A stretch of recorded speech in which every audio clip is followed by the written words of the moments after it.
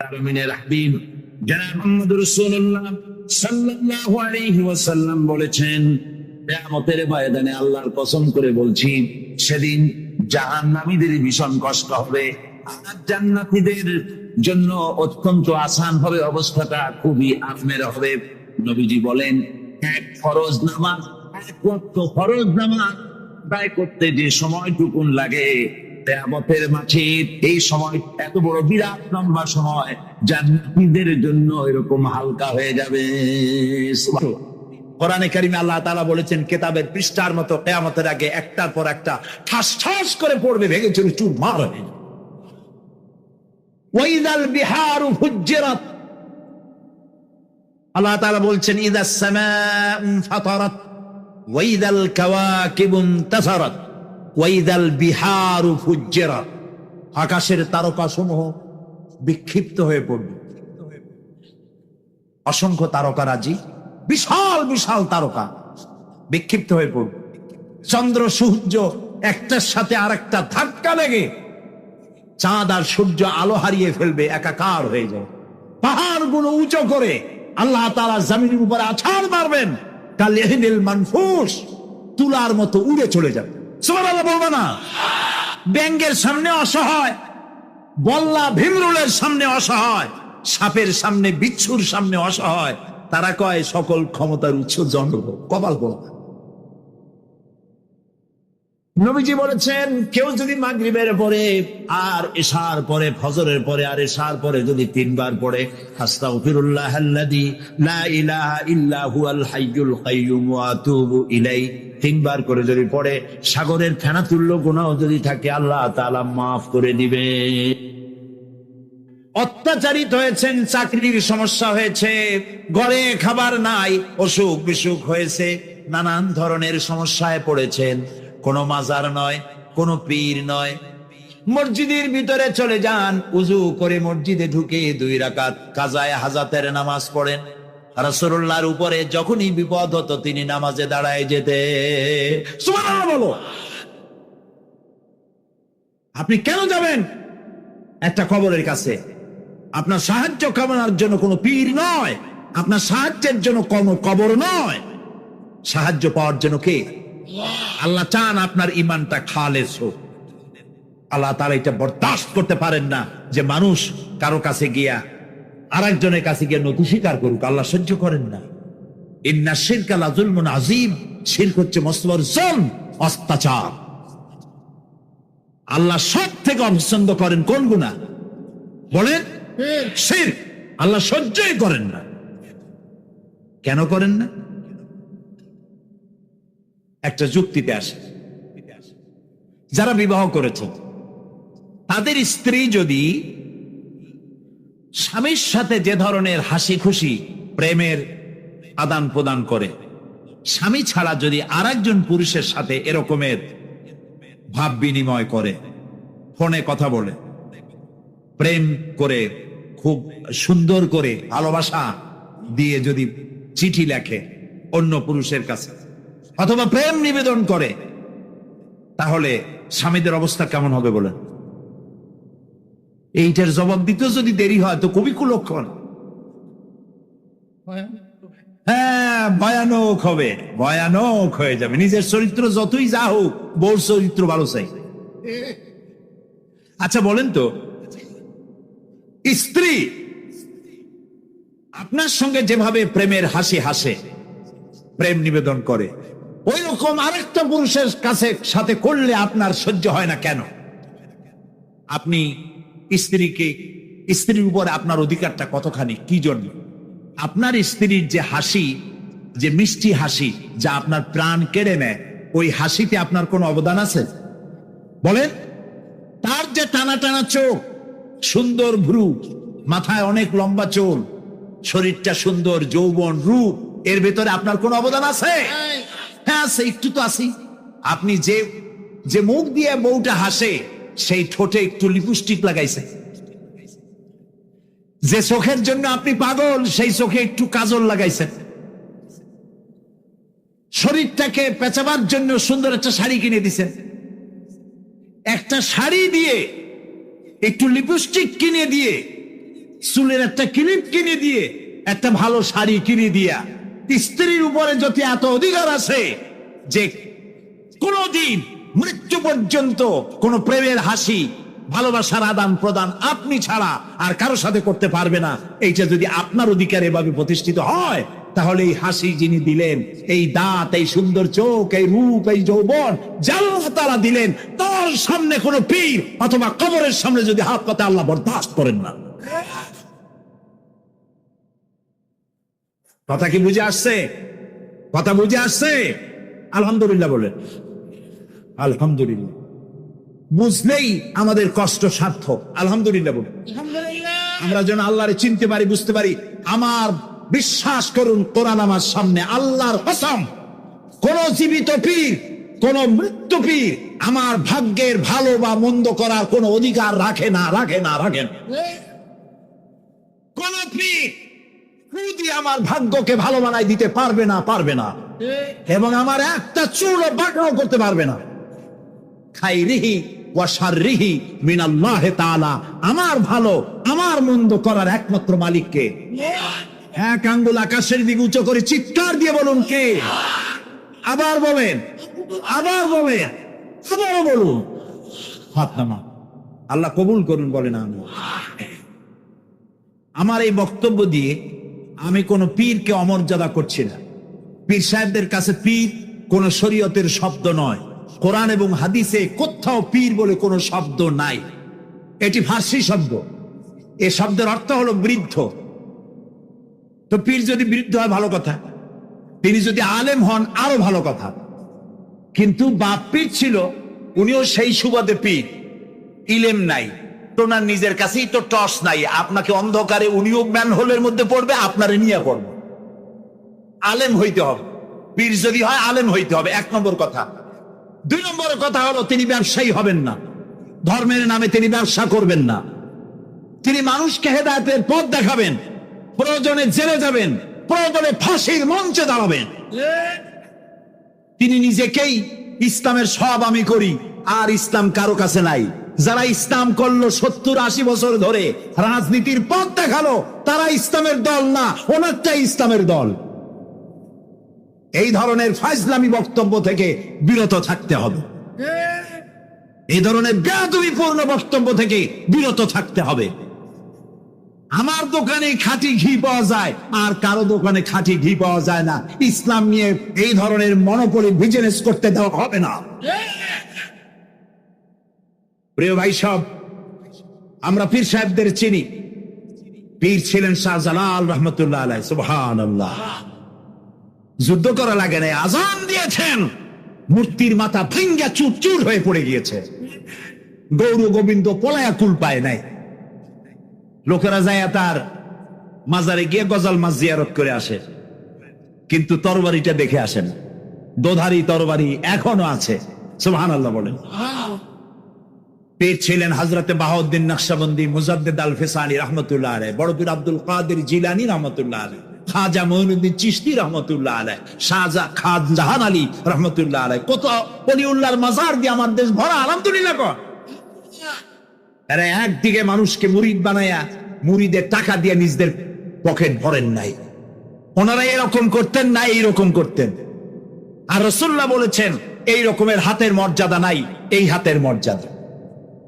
আমি পীর দেখছিলাম, বাইতুল শরীফের পীর হযরত শাহ আব্দুল জব্বার সাহেব, আল্লাহ তাআলা জান্নাতুল ফেরদাউসের মেহমান বানায়। এই বাংলাদেশে শত শত মসজিদ, মাদ্রাসার এতিমখানা তৈরি করে গেছেন। সুবহানাল্লাহ। বৃষ্টির মৌসুমে চট্টগ্রামের বাড়ি তার, 14 বছর মাদ্রাসায় ওয়াজিদিয়া চট্টগ্রামে 14 বছর বুখারী শরীফ পড়িয়েছেন। কি মানের আলেম!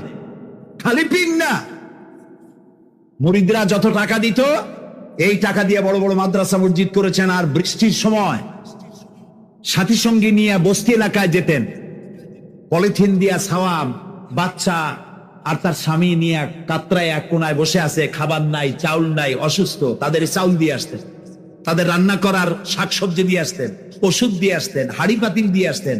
বন্যা হলে, তুফান হলে টাকা উজাড় করে যা মুরিদরা দিত সবগুলি উজাড় করে মানুষের খেদমত করতেন। সুবহানাল্লাহ।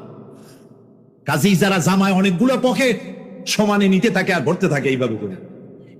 এই ব্যবসায়ীদেরকে পরিত্যাগ করতে হবে। পীর হচ্ছে ওই সমস্ত লোক যারা নাকি ধর্মের নামে ব্যবসা করে না, বরং আল্লাহর দ্বীনকে প্রতিষ্ঠা করার জন্য কথা বলে। প্রিয় ভাই সব, আমাদের জেহেন সাফ করতে হবে, পরিষ্কার করে বুঝতে হবে আমার ভালো আমার মন্দ কে করতে পারে? সবাই সব। তো আল্লাহর উপর ঈমান আনার জন্য কয়টা শর্ত বলছি না? এই যে প্যাচ লেগে গেছে, কয় যে 3টা। আল্লাহর উপর ঈমান আনার জন্য শর্ত কয়টা? 4টা। 4টার বলছি কয়টা? 2টা। আরেকটা হচ্ছে আল্লাহর কুদরত এ বিশ্বাস করা। আল্লাহর কুদরত মানে শক্তি। আল্লাহর কিসে বিশ্বাস করবেন বলেন জোরে? শক্তি। আকাশ এবং জমিনে শক্তিশালী কে? কিন্তু আমার দেশের জনগণ, কিছু কিছু রাজনীতিবিদরা বলে জনগণই নাকি সকল ক্ষমতার সকল শক্তির উৎস। কি পাগল! তুমি ক্ষমতার উৎস? নাকের মধ্যে ময়লা, দাঁতে ছাতা, পেটের মধ্যে দুর্গন্ধ ভরা, ক্ষমতার উৎস? আশ্চর্য কথা। এই যে ক্ষমতার উৎস, হাজার হাজার লোক এখানে বসা, 2টা ভাউয়া ব্যাংক যদি 2 কোণা দিয়ে ঢোকে, ভাউয়া ব্যাংক চেনেন? বিগ সাইজের ব্যাংক, 2টা যদি দুই দিক দিয়ে ঢোকে লাফাইতে লাফাইতে, সামনে যারা আছে এমনি লাফাবে। অন্তত টঙ্গী তামিরুল মিল্লাত মাদ্রাসা ছাড়াইয়া তারপরে ফিরে তাকায় বলবে, ভাই আমরা দৌড়াই কেন? ব্যাংকের সামনে অসহায়, বল্লা ভীমরুলের সামনে অসহায়, সাপের সামনে, বিচ্ছুর সামনে অসহায়। তারা কয় সকল ক্ষমতার উৎস জনগণ। কপাল বোনা, ক্ষমতার উৎস জনগণ নয়। এটা কোরআনের সাথে কন্ট্রাডিকশন হয় এ কথায়। আল্লাহ বলেছেন আন্নাল কুওয়াতা লিল্লাহি জামিয়া। সকল ক্ষমতার উৎস কে? চিল্লায় বলো। ক্ষমতা কি দেখছে? মাত্র 1.5 মিনিট। কয় মিনিট? মাত্র 1.5 মিনিট। আল্লাহ বলেছেন কোন? সাথে সাথে সমুদ্রের পানি 33 ফিট উঁচু হয়ে এসছে। বিজ্ঞানীরা বলেছেন ভারত মহাসাগরের তলদেশে ফাটল ধরেছে, ওর কয়েক কিলোমিটার নিচে ভূমিকম্পের উৎপত্তি হয়েছে। ভারত মহাসাগরের পানি 3 হাত না 4 হাত? কত কিলোমিটার আল্লাহ জানে। এই কয়েক কিলোমিটার নিচে যে মাটি, সেই মাটিরও কয়েক কিলোমিটার নিচে ভূমিকম্পের উৎপত্তি। এখান থেকে ভূমির কম্পন হয়েছে। সেই ভূমিকম্পে সমস্ত মহাসাগরের মধ্যে, ভারত মহাসাগরের মধ্যে জলকম্পন শুরু হয়েছে। পানির কম্পন, মাটির কম্পন একসাথে। 33 ফিট উঁচা, মানে 4 তলা বিল্ডিং এর মতো উঁচু হয়ে আসছে পানি। 4 তলা পরিমাণ উঁচু হয়ে পানি চলে আসছে। বাড়ি গাড়ি সব কিছু খড় কুটার ন্যায় সব উড়িয়ে দিয়েছে। এগুলোর কপাল পোড়া নাস্তিক যেগুলি, তারা বলে প্রাকৃতিক দুর্যোগ। ওর বাপের মাথা। আচ্ছা, প্রাকৃতিক দুর্যোগ, প্রকৃতি কি? কোন জন্তুর নাম? প্রকৃতি কোন জন্তু জানোয়ারের নাম? প্রকৃতি নিজে চলে না কেউ তাকে চালায়? কে চালায়? কপাল পোড়ারা তা বোঝেন। বিশ্ববিদ্যালয়ের শিক্ষক হয়েছে তো, আল্লাহ দিয়ে আসি কোথা।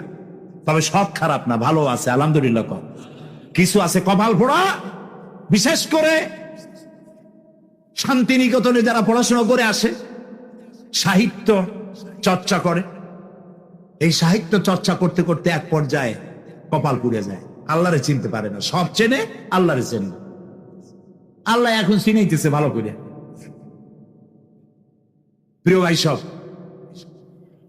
কমে আদ, কমে সামুদ, এগুলিকে আল্লাহ তারা ধ্বংস করেছে। কিয়ামতের আগে এই যে 7টা আকাশ, এই আকাশ সম্পর্কে অবিশ্বাসীরা তারা বলেছে আকাশ বলতে কিছুই নেই, এটা নাকি অনেক দূরে, তাই নীলা নীলে দেখা যায়। কি কপাল পোড়া, চিন্তা করো। নীলা নীলা দেখা যায়। এই আকাশ মহাশূন্য। এই আকাশগুলি, আকাশ কয়টা? কয়টা স্তর? 7টা। এগুলি কাতাইয়ে সিজিল্লিল কুতুব। কোরআনে কারিমে আল্লাহ তাআলা বলেছেন কিতাবের পৃষ্ঠার মতো কিয়ামতের আগে একটার পর একটা ঠাস ঠাস করে পড়বে, ভেঙে চুরমার হবে। ওয়াইদাল বিহারু ফুজ্জিরাত, আল্লাহ তাআলা বলছেন ইদাস সামাউ ফাতারাত ওয়াইদাল কাওয়াকিবু ইনতাসারাত ওয়াইদাল বিহারু ফুজ্জিরাত, আকাশের তারকাসমূহ বিক্ষিপ্ত হয়ে পড়বে। অসংখ্য তারকারাজি, বিশাল বিশাল তারকা বিক্ষিপ্ত হয়ে পড়বে। চন্দ্র সূর্য একটার সাথে আরেকটা ধাক্কা লেগে চাঁদ আর সূর্য আলো হারিয়ে ফেলবে, একাকার হয়ে যাবে। পাহাড়গুলো উঁচু করে আল্লাহ তাআলা জমিনের উপর আছাড় মারবেন, কালিহিনিল মানফুস, তুলার মতো উড়ে চলে যাবে। সুবহানাল্লাহ বলবে না? কত বড় শক্তি আল্লাহ পাকের। ওয়াইদাল বিহারু ফুজ্জিরাত, সমুদ্র সমূহ বিদীর্ণ হয়ে যাবে। সমুদ্রে যত পানি আছে সমস্ত পানিগুলি নিঃশোষিত হয়ে যাবে মাটির তলায়, এবং সেখানে অগ্নি উৎপত্তি হবে। কোরআনে কারীমে আল্লাহ বলে দিয়েছেন গোটা সমুদ্রগুলিতে আগুন জ্বলতে থাকবে। এগুলি কিয়ামতের আলামত। আল্লাহ পাকের অফুরন্ত মেহেরবানি। এই যে কানের কাছ দিয়ে গুলিটা চলে গেছে, কানে লাগে নাই। বাড়ির কাছ থেকে কিয়ামত হয়ে গেল, বাংলাদেশে আল্লাহ বাঁচাই দিলেন। সুবহানাল্লাহ বলো। আমাদের প্রতিবেশী দেশগুলিতে যেভাবে আঘাত লাগছে, ওর 1000 ভাগের 1 ভাগের আঘাত কয়েক সেকেন্ড যদি বাংলাদেশে হতো, আমাদের সব অপরিকল্পিত শহর, রাজুক পারমিশন দিয়েছে 3 তলার, করা হয়েছে 7 তলা। এইভাবে অপরিকল্পিত যত বিল্ডিং আছে এগুলি পচা সিমেন্ট দিয়ে, পচা ইট দিয়ে তৈরি করা হয়েছে। 2-3 সেকেন্ডের ভূমিকম্প যথেষ্ট এই শহর লন্ডভন্ড করে দেওয়া। আল্লাহর কাছে সেজদা দিয়া গুনার তওবা করতে হবে, আল্লাহ আমাদের মাফ করে দাও, আমার এই গরিব দেশটাকে কিয়ামত পর্যন্ত এই গজব থেকে বাঁচাও। প্রিয় ভাই সব, আল্লাহ তাআলার ক্ষমতার ওয়াজ আমি আজ করতে পারবো না, অনেক লম্বা হয়ে যাবে। কারণ আমাকে 3টা পুঁজির কথা তো কমসে কম বলতেই হবে, অল্প করে হলেও। শুনবেন তো? আল্লাহ তৌফিক দিক, বলেন আমিন। আল্লাহ তাআলার ক্ষমতায় বিশ্বাস করা, তার প্রচন্ড ক্ষমতা, যা খুশি তাই বলে করতে পারেন। মরাকে জিন্দাকে মারতে পারেন, মরুভূমিতে ফুল ফুটাতে পারেন। সুবহানাল্লাহ, যা খুশি তাই করতে পারেন। এই শক্তি সহকারে আল্লাহকে বিশ্বাস করতে হবে। 4র্থ নম্বরে, আল্লাহর হুকুম এবং হাকাম, আদেশ নিষেধ। আমি আল্লাহরে বিশ্বাস করি, এই কথার কোনো দাম নাই যদি তার আদেশ না মানি। এই কথার কোনো দাম নাই যদি তার নিষেধকে আমি আমার জীবনে প্রত্যাহার না করে চলতে পারি। মুসলমান বলে দাবি করার কোনো মূল্য নেই। একদিকে নামাজ পড়ি, আর একদিকে ওজনে কম দেই, খাদ্যে ভেজাল দেই, বেপরদা করি, মিথ্যা কথা বলা হয়, ওজনে কম দেয়, খাদ্যে ভেজাল দেয়, জমিনের আইল ছালে আমানতের খেয়ানত করে। আল্লাহর হুকুম মানা হলো না, রাসূলের আদেশ মানা হলো না। আল্লাহর উপর ঈমান আনার জন্য 4র্থ শর্ত হচ্ছে, আল্লাহ যা বলেছেন মাথা নত করে মেনে নিতে হবে। বলতে হবে সামি'না ওয়া আতা'না। বলেন সামি'না ওয়া আতা'না, শুনলাম আর মেনে নিলাম। বলেন তো জোরে, শুনলাম আর মেনে নিলাম। সুবহানাল্লাহ বলে। মুমিনেরা এই প্রশ্নই করবে না মদ হারাম কেন, মুমিনেরা এই প্রশ্নই করবে না জুয়া হারাম কেন, মুমিনেরা এই প্রশ্নই করবে না জেনা হারাম কেন। একটাই জবাব, মদ হারাম কেন? আল্লাহ হারাম করেছেন তাই হারাম। জেনা হারাম কেন? আমার আল্লাহ হারাম করেছেন তাই হারাম। জুয়া হারাম কেন? আমার আল্লাহ হারাম করেছেন তাই হারাম। কোন যুক্তি নাই। যুক্তির, আল্লাহর নিষিদ্ধ জিনিসে যুক্তি তালাশ করে কেবলমাত্র শয়তান। আল্লাহর আদেশ নিষেধের যুক্তি তালাশ করে কে? শয়তান। মুমিনের কাজ হলো সামি'না, বলেন, ওয়া আতা'না, শুনলাম আর মানলাম, বাস, শেষ কথা, খালাস। এই গেল 4টি শর্ত পুরো হয়ে গেল। এই 4টি শর্ত যদি পূরণ করতে পারি, তাহলে আল্লাহরে বিশ্বাস করছি এটা প্রমাণিত হবে, এটা জাস্টিফাই হবে, এটা সত্যতা প্রমাণ হবে যদি আল্লাহ হুকুম মতো। 1 নম্বরে হলো, আমি আবার কথাটা প্যাকেট করে দিই যাতে করে আপনারা বাড়ি নিয়ে যাইতে পারেন। আল্লাহর উপরে ঈমান এনেছি, এই কথাটাকে কমপ্লিট করার জন্য শর্ত কয়টা? 4টা। 1 নম্বরে আল্লাহর অস্তিত্বে বিশ্বাস। বলেন, আল্লাহর অস্তিত্বে বিশ্বাস। 2 নম্বরে আল্লাহর গুণাবলীতে বিশ্বাস। 3 নম্বরে আল্লাহর ক্ষমতায় বিশ্বাস। 4 নম্বরে আল্লাহর আদেশ এবং নিষেধে বিশ্বাস মান্য করে চলা। আল্লাহ যেন এই তৌফিক আমাদের দেয়, বলেন আমিন। আল্লাহ রাব্বুল আলামিন দুনিয়ায় শান্তি, আখিরাতে জাহান্নাম থেকে মুক্তি দেওয়ার জন্য আল্লাহ পাক আমাদেরকে একটা ব্যবসার কথা বলেছেন। ওই ব্যবসায় পুঁজি কয়টা বলেন? 3টা পুঁজি। বলছি কয়টা? দেখেন যে কেমনি প্যাঁচ লাগে।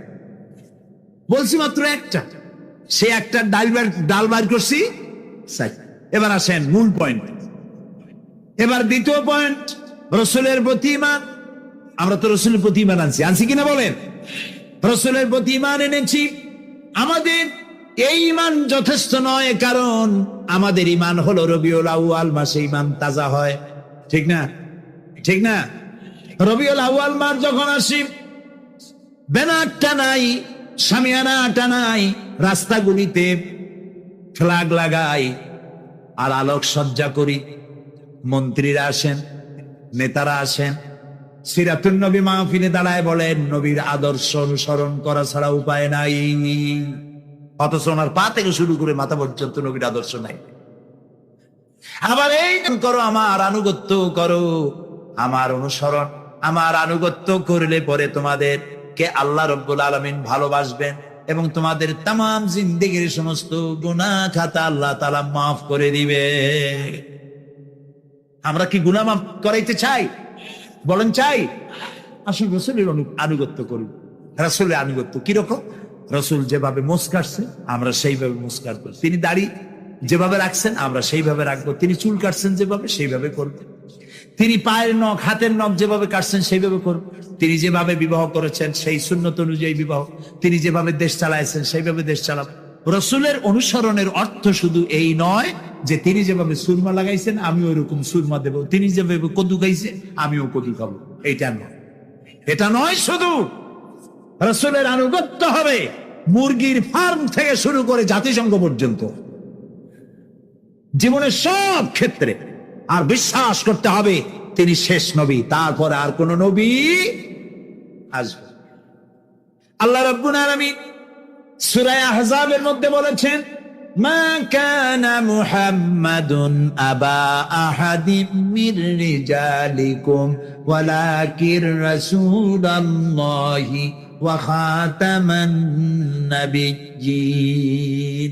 মুহাম্মদ সাল্লাল্লাহু আলাইহি ওয়াসাল্লাম তোমাদের কোন পুরুষদের পিতা নন, তিনি আল্লাহর রাসূল এবং তাকে দিয়ে নবুয়তের মিশনকে খতম করে দেওয়া, কমপ্লিট করে দেওয়া হয়েছে।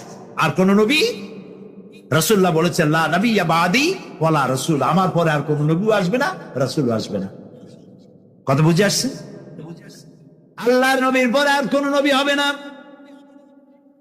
আল্লাহর নবী বলেছেন একটি ইমারত তৈরি করে তার ভিতরে একটা ইট যদি খালি থাকে, একটি ইটের জায়গা যদি শূন্য থাকে, তাহলে সকলের চোখে ধরা পড়বে। ওই ইটখানা দিলে পরে বিল্ডিংটা কমপ্লিট হয়ে যায়। নবুয়তি যে ইমারত আল্লাহ তৈরি করেছিলেন, ওর ভিতরে একটা ইটের অভাব ছিল। আল্লাহ পাক আমাকে দিয়ে সেই শূন্য জায়গা পূরণ করে দিয়ে নবুয়তের মিশনকে কমপ্লিট করে দিয়েছে। রাসূলুল্লাহ বলেছে আমার পরে আর কেউ নবী হবে না।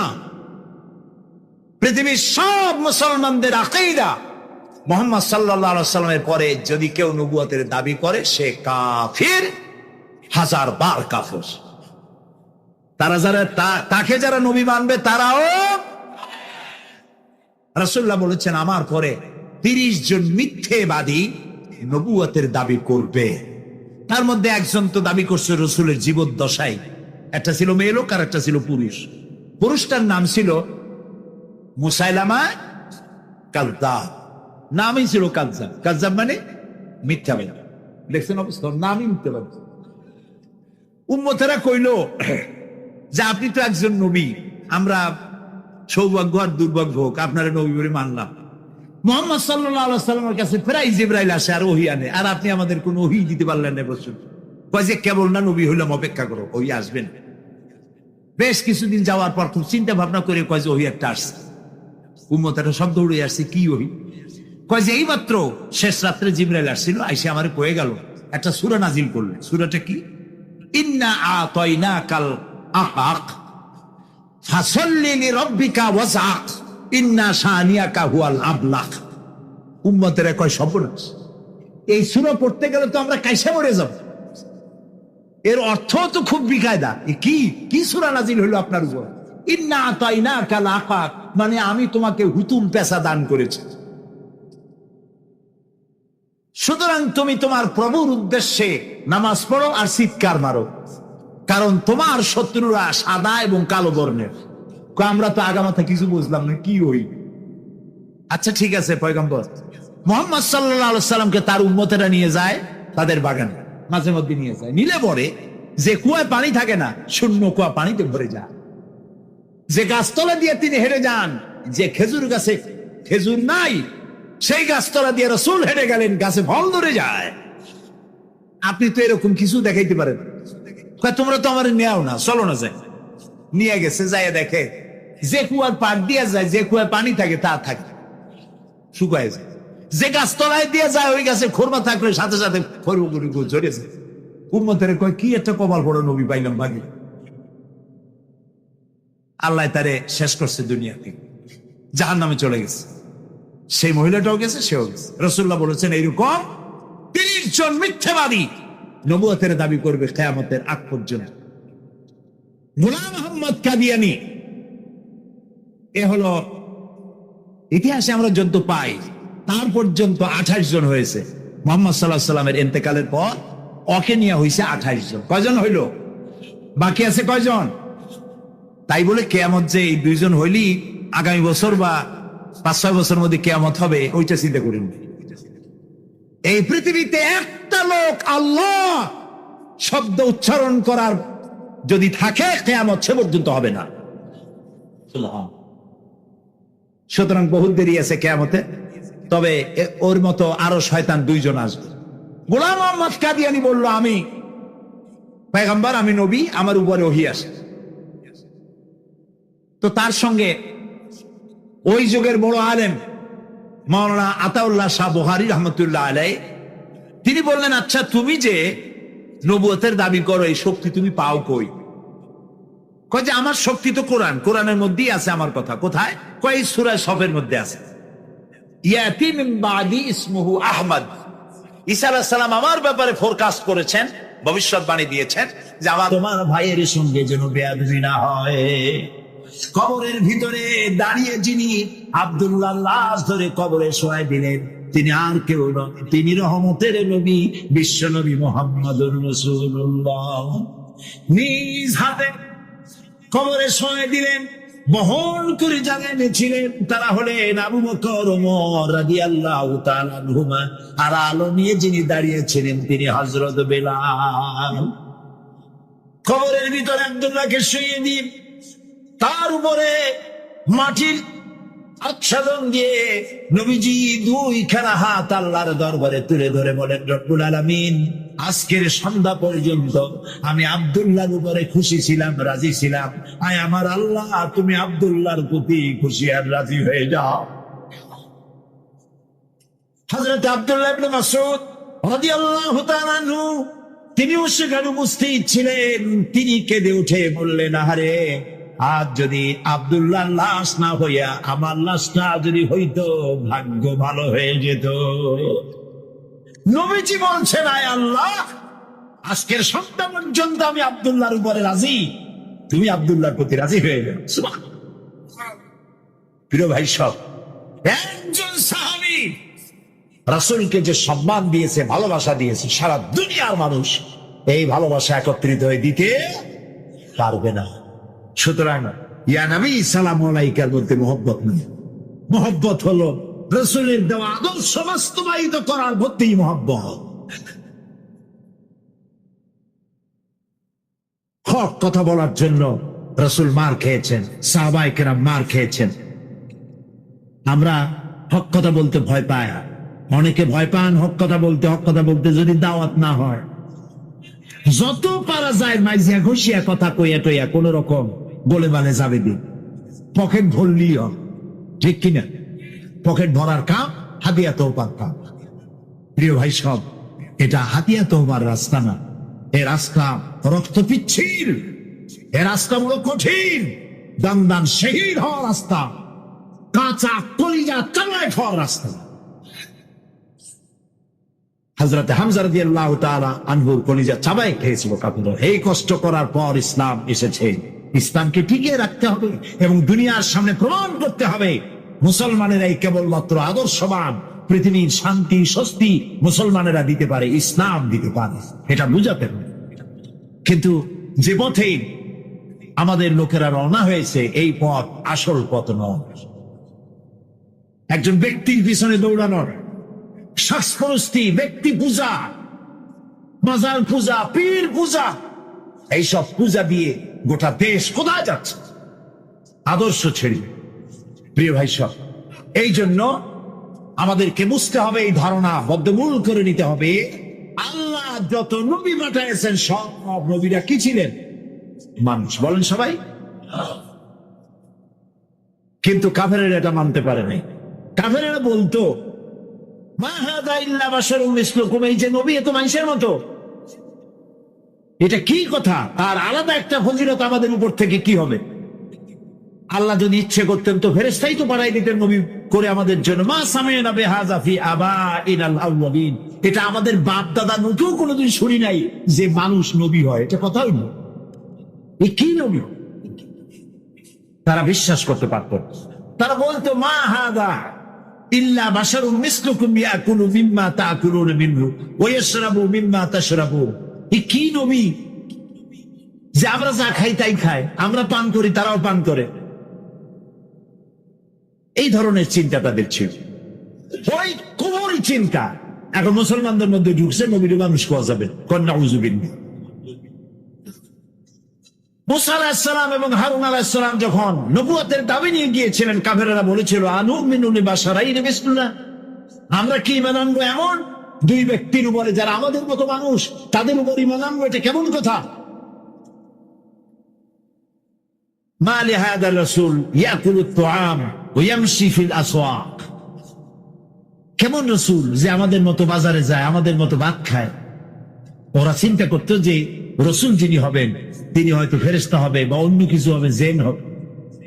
আল্লাহ রাব্বুল আলামিন বলেন, পৃথিবীতে যদি সব ফেরেশতারা স্বাচ্ছন্দ্যে ঘোরাফেরা করতো তাহলে আমি এখানে ফেরেশতা নবী করে পাঠাইতাম। আমি যে মানুষের জন্য মানুষ নবী করেছি, এটা তো সারা পৃথিবীর মানুষের জন্য ইহসান করেছি। আমাদের জন্য যদি ফেরেশতা নবী করা হতো তাহলে আমি তোমাদের মতোই মানুষ, ইউহা ইলাইয়া, আমার কাছে ওহী আসে, আর তোমার আর আমার, তোমাদের আর আমার ইলাহ এক, আমি তোমাদের মতো মানুষ। কুল ইন্নামা আনা বাশারুম মিসলুকুম, আমি তোমাদের মতো মানুষ। বুঝতেছেন কথা?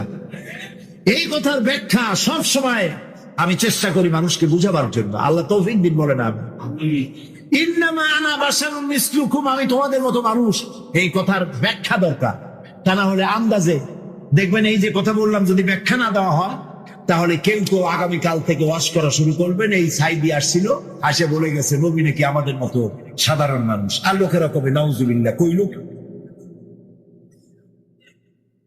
নবী মানুষ, কিন্তু মানুষের মধ্যে দুইটা শ্রেণী। কয়টা শ্রেণী? একটা হলো সাধারণ আর একটা হলো অসাধারণ। একটা মানব আর একটা বলে মহামানব। রাসূলুল্লাহ মানুষ, মানব, কিন্তু মহামানব। তিনি মানুষ, তবে সাধারণ মানুষ নয়, অসাধারণ মানুষ। সুবহানাল্লাহ। মানুষ কোন দিক দিয়ে? মানুষ এই দিক থেকে, আমাদের মতো মানুষ এই দিক থেকে। আমরা ঘুমাই, রসুল ঘুমায়, আমরা খাই, তিনিও খান, আমরা বিয়ে করি, বাচ্চা হয়, তিনিও বিবাহ করেছেন, বাচ্চা হয়েছে। তার শরীর কাটলে যে রক্ত বেরোতো, সে রক্ত সাদা ছিল না, সে রক্ত আমাদের মতো লাল রক্ত ছিল। তিনি আনন্দ পেলে হাসতেন, দুঃখ পেলে কাঁদতেন। নবী করিম সাল্লাল্লাহু আলাইহি ওয়াসাল্লামের ছেলে মারা গেল, তিনি কাঁদতেছিলেন, চোখ দিয়ে পানি পড়তেছিল। সাহাবায়ে কেরাম বললেন, হে রাসূল, আপনি তো আমাদের কাঁদতে নিষেধ করেছেন। নবী করিম সাল্লাল্লাহু আলাইহি ওয়াসাল্লাম বলেছেন, আমি চিল্লাতে নিষেধ করেছি, আমার চোখ দিয়ে যেটা পড়ছে এটা হলো মুহাব্বত। আমার অন্তর আল্লাহর দিকে তার ইচ্ছার উপরে রাজি আছে, কিন্তু চোখ দিয়ে মহব্বতের পানি পড়তেছে, করুণার পানি, দয়ার পানি, রহমতের পানি পড়তেছে। আমার দিলের মধ্যে কোনো প্রতিবাদ নাই। মাঝখানে একটা কথা বলে রাখি, অনেক আমাদের দেশে প্রায় কেউ যদি মারা যায় বাড়ির মধ্যে কান্নার রোল পড়ে যায়, হয় কিনা বল? কথা বল না কেন? কান্নার রোল পড়ে যায়। আমরা মেয়ে লোকেরা চট্টগ্রামে কি করে জানি না, বরিশাল বিভিন্ন জায়গায় মেয়ে লোকেরা যখন কান্দে তখন সুর করে কান্না। দুঃখের মধ্যে সুর আসে কেমনে আমি বুঝি। সুর না হলে কানতে পারে। আপনাদের এদিকে আছে বোধ হয়, আছে সুর দিয়ে কান। এই যে বিলাপ করতেছেন কেন? আপনি আওয়াজ করে কাঁদছেন কেন? তার অর্থ দাঁড়াচ্ছে আল্লাহর সিদ্ধান্তের বিরুদ্ধে আপনি প্রতিবাদ করছেন। বলেন নাউজুবিল্লাহ, বলেন নাউজুবিল্লাহ। আজকে সকালে আমি এক মহিলার জন্য দোয়া করেছিলাম। বিশ্ব ইসলামী আন্দোলনের নেতা অধ্যাপক গোলাম আজম, জামাত ইসলামী বাংলাদেশের সাবেক আমির, তার বড় ছেলের বউ পুত্রবধূ সালমা মুন্নিনা, তার এই পুত্রবধূ আমাকেও শ্বশুরের মতো ভক্তি করেছে, মহব্বত করেছে। দীর্ঘদিন রোগ ভোগের পরে মারা গেলেন কদিন আগে। আল্লাহ যেন তাকে জান্নাতুল ফেরদাউসের মেহমান বানায় দেন। কথাটা আনলাম এই কারণে, তার ছোট্ট মেয়ে মামুনের স্ত্রী গোলাম আজম সাহেবের নাতনি, ছোট্ট নাতনি নাম মুসাইবা, আমাদের পাশে বসা, চোখ থেকে দরদর করে পানি পড়ছে, মুখে কোনো আহা উহু নাই। আমার স্ত্রীর কাছে শুনলাম, তিনিও দেখতে গিয়েছিলেন, তার কাছে শুনলাম ছোট্ট মেয়েটা মায়ের মুখের দিকে তাকায় আছে, ছেলেগুলো মায়ের মুখের দিকে তাকানো, কোন শব্দ নাই, শুধু চোখ দিয়ে পানি পড়ছে। একটা মুমিনের বাড়ি, কোন মানুষ মারা গেলে এটাই হওয়া উচিত। আপনি আওয়াজ করে কাঁদবেন, তার অর্থ আল্লাহর ফয়সালার বিরুদ্ধে প্রতিবাদ করছেন। বলে নাউজুবিল্লাহ। আপনার কলিজার টুকরা সন্তান মারা গেছে, সিদ্ধান্ত কার? আল্লাহ রাব্বুল আলামিন। সেই জন্য নবী করিম সাল্লাল্লাহু আলাইহি ওয়াসাল্লাম তিনি মানুষ ছিলেন, আনন্দ পেলে হাসতেন, তবে আমাদের মতো হাসতেন না, মুস্কি হাসতেন। আমাদের দেশে মানুষ হাসে, হাসের কায়দা দেখছেন? কত কায়দা! হ্যাঁ, নাট্য হাসি, বৈশাচিক হাসি, অট্ট হাসি, পাজামার ফিটা ছেঁড়া হাসি, এরকম। নবী করিম সাল্লাল্লাহু আলাইহি ওয়াসাল্লাম যখন হাসতেন শরীর মোবারক কাঁপত না। সুবহানাল্লাহ। কোথায় যাবেন? কি আর নেতা ফেতাক মানুষের সাথে নামাজ রোজা কোরআন হাদিস ছাড়িয়ে দিয়ে একটা আসলো, তার পিছনে পাগলের মতো দৌড়ালেন। এটা মুসলমানের কাজ নয়। করিম সাল্লাল্লাহু আলাইহি ওয়াসাল্লাম মুস্কি হাসতেন, দাঁত মুবারকের কিছুটা অংশ দেখা যেত। মোচ ছিল কালো, দাড়ি ছিল কালো, ঠোঁট মোবারক ছিল গোলাপের পাপড়ির মতো লালচে, দাঁতগুলো ছিল মুক্তোর মতো। এর মধ্য থেকে যখন তিনি হাসতেন মনে হতো কালো মেঘের মধ্য দিয়ে বিদ্যুৎ চমকে যাচ্ছে, মানুষেরা পাগল হয়ে যেত মহব্বতে। তিনি মানুষ, তবে আমাদের মতো সাধারণ মানুষ নন, অসাধারণ মানুষ। আল্লাহ রাব্বুল আলামিন তার শারীরিক শক্তি, মানসিক শক্তি, রুহানি শক্তি যা দিয়েছিলেন কোন মানুষের সাথে তার তুলনা হবে না। তবে তিনি মানুষ, এতে কোনো সন্দেহ নেই। কথা কি বুঝাইতে পারছি? কথা কি বুঝছেন? জিন্দিগিতেও বলবেন না যে আমাদের মতো সাধারণ মানুষ, কবিরা গুনাহ হবে। সাধারণ মানুষ যদি হয় তাহলে তো তিনি গুনাহ করতে পারবেন। রাসূল কি গুনাহ করেন? সাধারণ মানুষ তো মিথ্যে কথা বলে, রাসূল কি মিথ্যে কথা বলেন? সেই জন্য সাধারণ মানুষ কখনো বলবেন না। তিনি মানব, মহামানব। তিনি মানুষ, অসাধারণ মানুষ। তিনি আল্লাহর নবী, তার পরিচয় হচ্ছে আল্লাহর নবী। গায়ব সম্পর্কে কথা আসে যে নবী করিম সাল্লাল্লাহু আলাইহি ওয়াসাল্লামের গায়বী ইলম সম্পর্কে না, আল্লাহ যেটুকু জানাইছেন তার থেকে বেশি কিছু তিনি জানেন না। আল্লাহ রাব্বুল আলামিন তাকে দিয়ে বলাচ্ছেন বলুন, আমি তো তোমাদের এ কথা বলি না যে আমার কাছে আল্লাহর বিপুল ধনরাশি আছে, এবং এ কথাও বলি না যে আমার কাছে গায়েবের ইলম আছে। আল্লাহ তাআলা বলছেন যে বলেন আপনার কাছে গায়েবের ইলম নাই। নবীজি আরো বলেন, ওয়ালাউ কুনতু আ'লামুল গায়বা লাস্তাকসারতু মিনাল খায়র ওয়া মা মাসসানিয়াস সূ। হে নবী, আপনি বলেন আমার কাছে যদি গায়েবের ইলম থাকতো তাহলে আমি সব ভালো ভালো জিনিসগুলি আমার জন্য বেছে নিতাম, আর কোন অকল্যাণ আমাকে স্পর্শ করতে পারতো না। নবী যদি গায়েব জানতেন তায়েফের ময়দানে মার খেতেন না, তিনি টের পাইয়া গায়েবী ইলম দ্বারা জায়গা থেকে সরে পড়তেন।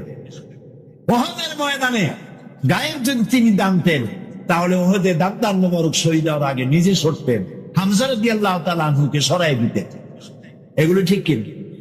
ইহুদি কর্তৃক একটি ছাগলকে বিষপান করাইয়া বড় বানাইছিল, সেই বিষাক্ত গোশত রাসূলকে খাওয়ানো হয়েছিল। তিনি যদি গায়েব জানতেন তাহলে এটা খাইতেন না, এবং মৃত্যুর সময় যন্ত্রণা উত্তরায় কষ্ট পেতেন। হযরত আয়েশা রাদিয়াল্লাহু তাআলা আনহার ব্যাপারে ইফকের ঘটনায় তিনি যদি গায়েব জানতেন তাহলে মাসাদিক কাল পর্যন্ত ওহীর অপেক্ষায় বসে থাকতে হতো না, নিজের প্রিয়তমা স্ত্রীকে ঘরে ফিরে আনতে পারতেন। এ ধরনের অসংখ্য ঘটনা আছে যার দ্বারা বোঝা যাচ্ছে যে তার কাছে গায়েবের ইলম নাই, অতটা আছে যতটা আল্লাহ জানিয়েছেন। গায়েব কেবলমাত্র কার কাছে? ওয়া ইনদাহু মাফাতিহুল গায়ব লা ইয়ালামুহা ইল্লা হুয়া। একমাত্র আল্লাহর কাছেই গায়েবের ইলম আছে, এবং এই গায়েবের ইলমের চাবিকাঠি কেবল আল্লাহর কাছে, আর কারো কাছে নাই। একেবারে পরিষ্কার কথা। সুতরাং গায়েবের ইলমের ব্যাপারেও আমাদেরকে বিশ্বাস করতে হবে নবী ততটা জানেন যতটা তাকে আল্লাহ জানানো জরুরত বোধ করেছে। প্রিয় ভাই সব, নবীর প্রতি ঈমান আনার অর্থই হলো নবী করিম সাল্লাল্লাহু আলাইহি ওয়াসাল্লাম তিনি যেভাবে জীবন পরিচালনা করেছেন, রাষ্ট্র পরিচালনা করেছেন, ওইভাবে আমাদের জীবন, আমাদের রাষ্ট্র, আমাদের স্বভাব, আমাদের সমাজকে ওই আদলে পরিচালনা করতে পারলেই নবীর প্রতি ঈমান আনা হবে। এই নবীর প্রতি ঈমান রাষ্ট্রীয়ভাবে, সামাজিকভাবে, আন্তর্জাতিকভাবে কিভাবে আমাদের পালন করতে হবে সেই কথাগুলি বলবো আপনাদের সামনে আগামীকাল ইনশাআল্লাহ। আলামিনের হাবিব জনাব মুহাম্মদুর রাসূলুল্লাহ সাল্লাল্লাহু আলাইহি ওয়াসাল্লাম বলেছেন, কিয়ামতের ময়দানে আল্লাহর কসম করে বলছি, সেদিন জাহান্নামীদের ভীষণ কষ্ট হবে, আর জান্নাতীদের জন্য অত্যন্ত আসান হবে, অবস্থাটা খুবই আরামের হবে। নবীজি বলেন, এক ফরজ নামাজ, এক ওয়াক্ত ফরজ নামাজ আদায় করতে যে সময়টুকু লাগে, কিয়ামতের মাঠে এই সময় এত বড় বিরাট লম্বা সময় জান্নাতীদের জন্য এরকম হালকা হয়ে যাবে। সুবহানাল্লাহ। হযরত আবু সাঈদ খুদরী রাদিয়াল্লাহু তাআলা হাদিস বর্ণনা করেছেন, এক ওয়াক্ত নামাজ, একটা ফরজ নামাজ পড়তে যতটুকু সময় লাগে এতটুকু সময়ের ভেতরে জান্নাতীদের কারবার শেষ হয়ে যাবে। সুবহানাল্লাহ। ওদের কারবার তো শেষই হবে না। ويوم تشقق السماء بالغمام ونزل الملائكة تنزيلا। ফেরেশতা দেখতে চায় সেদিন আসমান সমূহ বিদীর্ণ হয়ে মেঘ পুঞ্জ বেরিয়ে আসবে, আত্মপ্রকাশ করবে, তার ভেতর থেকে ফেরেশতারা ক্রমাগত নাযিল হতে থাকবে। আর অবস্থাটাই হবে, আল মুলকু ইয়াউমাইযিনিল হাক্কু লির-রাহমান ওয়া কানা ইয়াওমান আলাল কাফিরিনা আসীরা। সেদিনের বাদশাহী হবে কেবলমাত্র রহমানের, ওয়া কানা ইয়াওমান আলাল কাফিরিনা আসীরা। আর সেই কিয়ামতের দিন, সেই সময়টা হবে কাফেরদের জন্য বড়ই কঠিন। এখানে কিয়ামতের কিছু কথা বলা হচ্ছে, কিছু আভাস দেওয়া হচ্ছে যে আসমান সমূহ বিদীর্ণ হয়ে মেঘ পিণ্ড বেরিয়ে আসবে এবং তার থেকে ক্রমাগত ফেরেশতারা নাজিল হতে থাকবে। আল্লাহর হাবিব বলেছেন, কেউ যদি কিয়ামতের দৃশ্য দেখতে চায় সেজন্য সূরা ইজা শামসু কুবিরাত এই সূরাগুলি যেন পড়ে, তাহলে কিয়ামতের দৃশ্য তার চোখের সামনে প্রতিভাত হবে। কিয়ামতের দৃশ্যটা আসলে কেমন হবে সেই সূরাগুলি তেলাওয়াত করলে সে বুঝতে পারবে। যেমন আল্লাহ পাক বলছেন, দেখি তোমরা ধোঁকায় পড়ে গিয়েছো, এসব বাদশাহী কিছুই টিকবে না সেদিন। সেদিন শুধু বাদশাহী থাকবে একমাত্র আল্লাহ পাকের। কার থাকবে বাদশাহী? বুঝারে বলেন কার? আল্লাহ রাব্বুল আলামিন। যখন কিছুই থাকবে না ঘোষণা করবেন, লিমানিল মুলকুল ইয়াউম লিল্লাহিল ওয়াহিদুল কাহ্হার। আজকে কার তো চারিদিক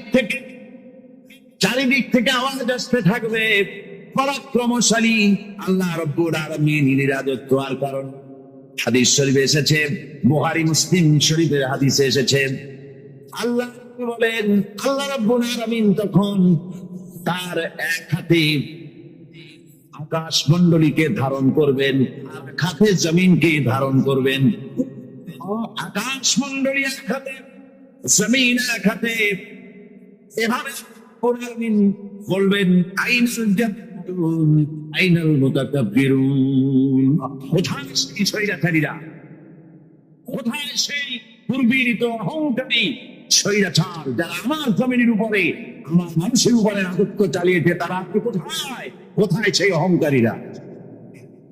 আল্লাহ পাক সেদিন যে বলবেন, সেদিন তো বলবেন, কিন্তু দুনিয়ার মাঝেও স্বৈরাচার যারা, অহংকারী যারা, তাদের শাস্তি পৃথিবীর বুকেও দেন, আর সেদিন তো দিবেনই।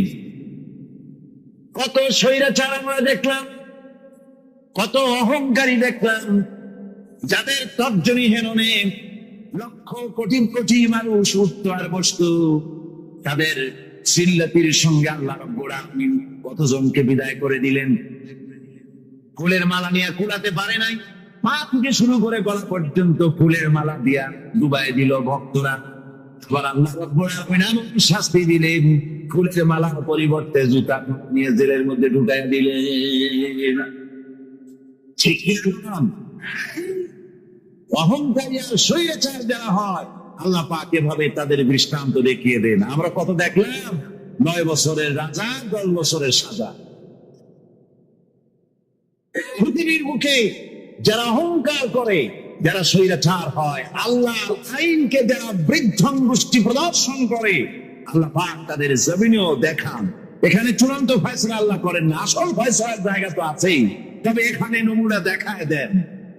কিন্তু মুশকিল হচ্ছে, ইতিহাসের সবচাইতে বড় শিক্ষা হলো ইতিহাস থেকে মানুষেরা শিক্ষা গ্রহণ করে না। একজনে যে কাম করে বিপদে পড়ে, আর একজন এসে আবার সেই পথে অগ্রসর হয়, নিশ্চিত মৃত্যুর পথে। আমার বন্ধুগণ, আল্লাহ পাক বলছেন সেই দিন আমার রাজত্ব হবে, আর কারো রাজত্ব হবে না। وَكَانَ يَوْمًا عَلَى الْكَافِرِينَ عَسِيرًا। ওই দিনটা, ওই কিয়ামতের দিন হবে কাফেরদের জন্য সবচাইতে কঠিন। সবচাইতে কঠিন হবে কাদের জন্য? কাফেরদের জন্য। কাফের কারা? কাফের হচ্ছে তারা যারা নাকি আল্লাহর আইনকে অস্বীকার করেছে, আল্লাহকে অস্বীকার করেছে, আল্লাহর আইনকে অস্বীকার করেছে। কি কাফের? কুফর শব্দের অর্থ হচ্ছে গোপন করা। এই জন্য অন্ধকার রাতকে আরবিতে কাফের বলা হয়েছে, অর্থাৎ যা সব জিনিসকে অন্ধকার দিয়ে ঢেকে দেয়। তো কুফর হচ্ছে সেই জিনিস যা মহাসত্যকে ঢেকে দেয়, সত্যকে, মহাসত্যকে ঢেকে দেয় যে জিনিস, সেটাকে কুফর বলা। আর এই কাফের অন্ধকারে ঘুরে মরে, সে কোন আলোর খোঁজ পায় না। আল্লাহ রাব্বুল আলামিন বলেন, এদের কথা এখন শোনাচ্ছেন আল্লাহ, والذين كفروا أولياؤهم الطاغوت يخرجونهم من النور إلى الظلمات যারা কাফের, যারা কুফরি অবলম্বন করেছে, তাদের সাহায্যকারী আর পৃষ্ঠপোষক হচ্ছে তাগুত। তাগুত বলা হয় সেই শক্তিকে যে শক্তি শুধু নিজেই আল্লাহর আইন অমান্য করে বসে থাকে, বরং অন্যদেরকে আল্লাহর আইন অমান্য করতে বাধ্য করে। ওদেরকে আরবিতে কি বলা হয়? তাগুত বলা হয়। আর এই তাগুতের শক্তি, এই তাগুত হয় তার সাহায্যকারী, যা তাকে আলো থেকে টেনে অন্ধকারের ভেতরে নিয়ে যায়।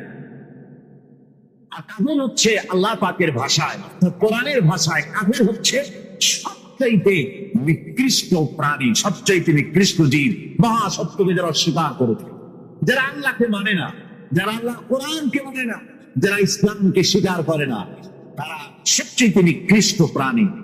আল্লাহ রাব্বুল আলামিন বলেন, ইন্না শাররাদ দাওয়াবি ইনদাল্লাহিল্লাযীনা কাফারু ফাহুম লা ইউমিনুন।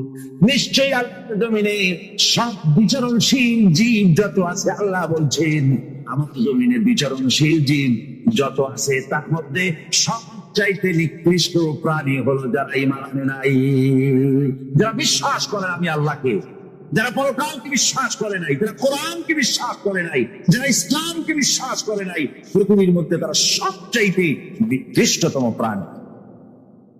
আল্লাহ বলেন শুধু নিকৃষ্ট জনক, নিকৃষ্ট প্রাণী বললেই এরা হলো চতুষ্পদ জানোয়ারের মতো। কে বলতেছেন? আমি বলছি না, কিন্তু আল্লাহ পাক বলতেছেন চতুষ্পদ জানোয়ারের মতো এরা। ومثل الذين كفروا كمثل الذي ينعق بما لا يسمع إلا دعاء ونداء। এই কাফেরদের দৃষ্টান্ত হচ্ছে সেই রাখালের মতো, যে রাখাল তার পশুদেরকে ডাকে, আর ওই পশুরা একটা ডাক শুনে মাত্র, কিন্তু কি যে বলে তা তো পশুকে বোঝে। এরা বধির, এরা অন্ধ, এ কারণে কোনো কথা বোঝে না। এরা চতুষ্পদ জাতের চাইতে নিকৃষ্ট, যাদেরকে আমি আল্লাহ বলেন, যাদেরকে আমি চোখ দিলাম, চোখ থাকতে হক দেখলো না, সব দেখলো, হক দেখে নাই চোখ দিয়া, এই চোখ দিয়া সব দেখলো, নারীর সৌন্দর্য উপভোগ করলো, আর নারীর অঙ্গ প্রত্যঙ্গ নিয়ে নানা ধরনের গল্প লিখলো, কবিতা লিখলো, কিন্তু এই সৌন্দর্য যিনি দিলেন আরেও চিনল না।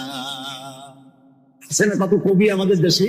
আমার দেশের সেই কবি জাতীয় পুরস্কার পায় যে কবি নারীর বিশেষ বিশেষ অঙ্গ নিয়ে বেশি করে নির্লজ্জ কবিতা লিখতে পারে, ওই হলো সবচেয়ে বড় কবি।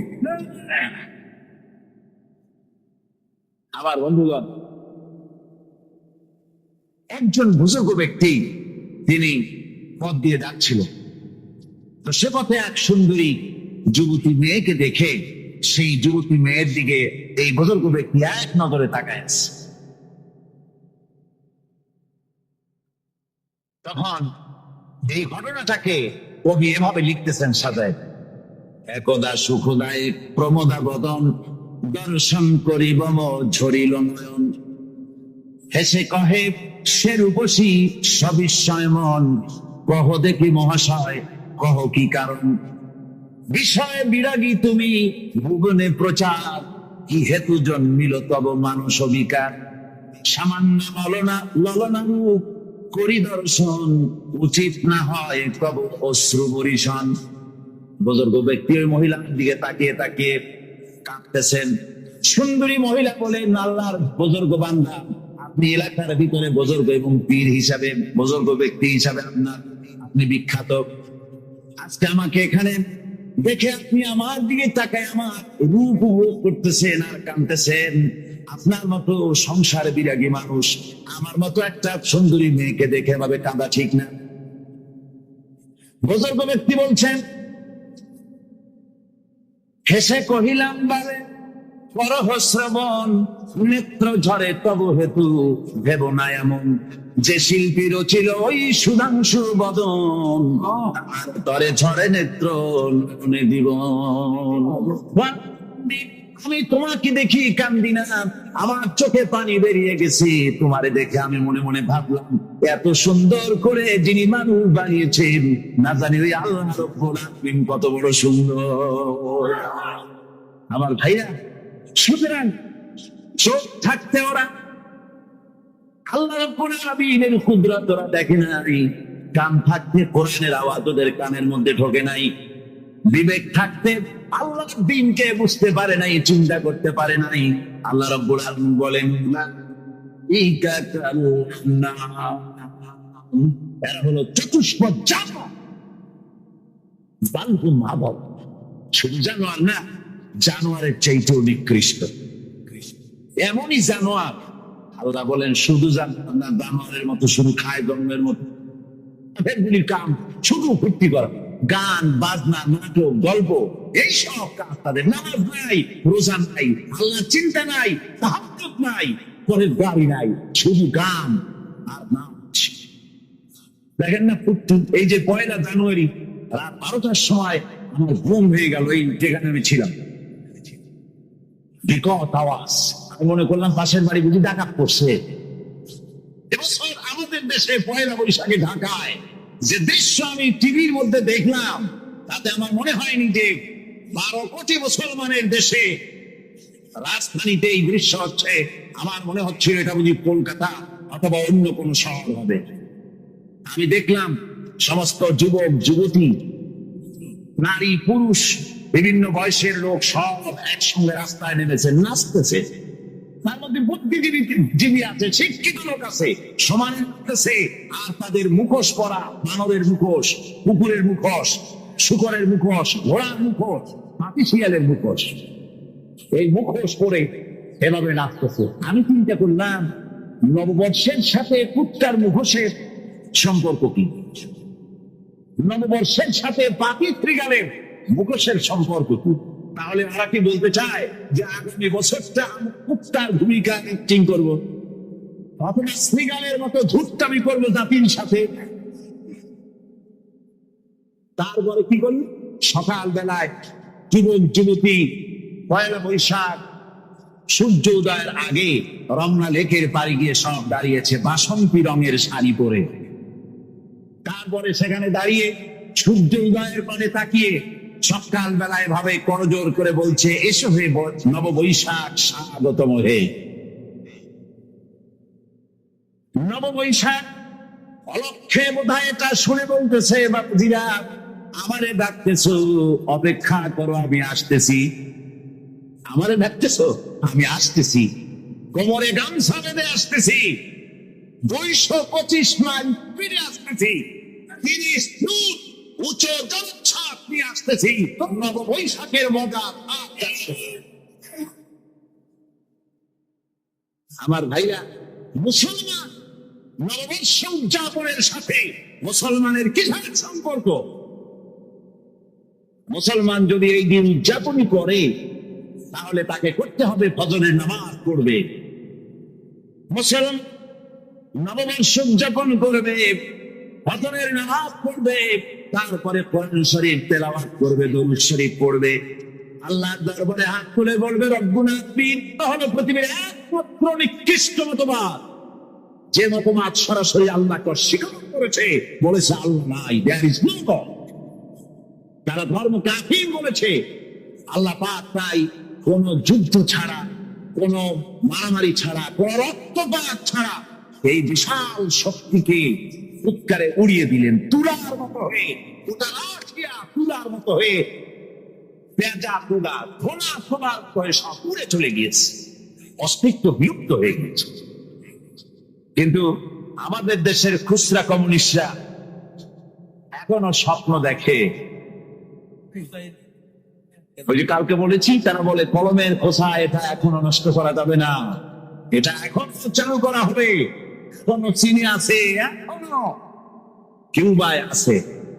ওই কিউবা থেকে চীন থেকে ফিদেল কাস্ট্রোর একটু আওয়াজ শোনে, চীন থেকে মিস্টার ব্যাং না কি জানি না, ব্যাং এর আওয়াজ শোনে, আর তাই মনে করে এ বুঝি সমাজতন্ত্রের বিজয়ের গান। না, চীন থেকে আর কিউবা থেকে যে আওয়াজ উঠতেছে, এই আওয়াজ সমাজতন্ত্রের বিজয়ের আওয়াজ নয়, এটা হলো সমাজতন্ত্রের মরণ যন্ত্রণার গম্ভীর আওয়াজ। কাজী এরা দুনিয়ার বুকে শুধু আনন্দ এবং ফুর্তি করে, আল্লাহকে চিনতে তারা ব্যর্থ হয়েছে। আল্লাহ রাব্বুল আলামিন বলেন, অবিশ্বাসীদের কৃতকর্ম, তাদের কাজগুলি, তাদের কর্মফল সব নিষ্ফল হয়ে যাবে। ওয়াল্লাযীনা কাফারু আ'মালুহুম কাসারাবিন বিকিআতিন ইয়াহসাবুহু যামআনু মাআ। আল্লাহ পাক বলেন, কাফের যারা, অবিশ্বাসী যারা, যারা আমাকে অস্বীকার করেছে, অবিশ্বাস করেছে, তাদের আমলগুলি হলো মরুভূমির মধ্যে মরীচিকার মতো। মরুভূমির মরীচিকা, মানুষ যখন মরুভূমির ভিতর দিয়ে যায়, পানির পিপাসা লাগে, দূরে দেখে পানি চিকচিক করতেছে, আর ওই মরীচিকা যেটাকে সে পানি মনে করেছিল,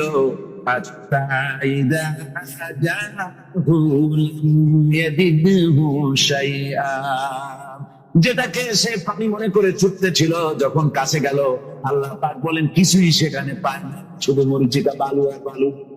এরকম করে যারা আমার দিনকে অস্বীকার করেছে, আমাকে অস্বীকার করেছে, তারা যত ভালো কাজ করুক আর যাই করুক না কেন, তাদের কৃত কর্মগুলি এভাবে সব নিষ্ফল। এ হলো এক কথা। 2 নম্বরের কথা হলো, ওরা মনে করেছিল সমাজতন্ত্র শান্তি দেবে, কমিউনিজম শান্তি দেবে, সোশ্যালিজম শান্তি দেবে, ক্যাপিটালিজম শান্তি দেবে। সেই শান্তির চিন্তা করে অগণিত মানুষকে হত্যা করে সমাজতন্ত্রের রাজত্ব যখন কায়েম করলো, 70 বছর চলে গেল, তারপরে তারা দেখলো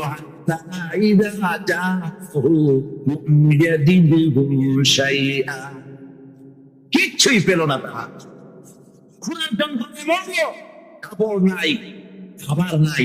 তারা ওই রাশিয়া থেকে, চেকোস্লোভাকিয়া থেকে, যুগোস্লাভিয়া দিয়া, রোমানিয়া থেকে, হাঙ্গেরি এবং পোল্যান্ড, মঙ্গোলিয়া থেকে সেখানে সমাজতন্ত্র তাড়াতে আমরা যাই নাই। আমরা সেখানে সমাজতন্ত্রের বিরুদ্ধে তাফসীর করি নাই, ব্যাখ্যা করি নাই, বক্তব্য রাখি নাই। ওই সব দেশ থেকে সমাজতন্ত্র তাড়াইছে কে? কারা তাড়িয়েছে?